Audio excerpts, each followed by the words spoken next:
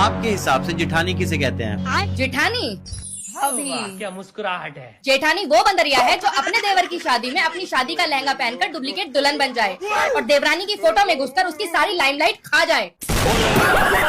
यही नहीं, अभी और सुनिए। जेठानी वो होती है जो चाहती है कि जो जुल्म उसके साथ 18 साल पहले हुए वही सेम देवरानी के साथ किए जाएं। तो क्या हो रहा है? जेठानी वो होती है जो काम के वक्त हमेशा गायब और वाहवाही के टाइम पर हमेशा प्रकट हो जाए। जेठानी वो होती है जिसे अपनी औलाद हमेशा होशियार और देवरानी के बच्चे हमेशा गवार नजर आते हैं। जेठानी वो होती है जिसे अपना भाई राम और देवरानी का भाई हमेशा रावण नजर आता है। गजब बेइज्जती है। जेठानी वो सीसीटीवी कैमरा है जिसकी नजर 24 घंटे अपनी देवरानी पर गड़ी रहती है। अच्छा। वो क्या खाती है, क्या लगाती है, क्या पहनती है, किससे बातें करती है, उसका बस नहीं चलता, वरना ये तक चेक करे कि सुबह देवरानी ने हगा किस रंग का है।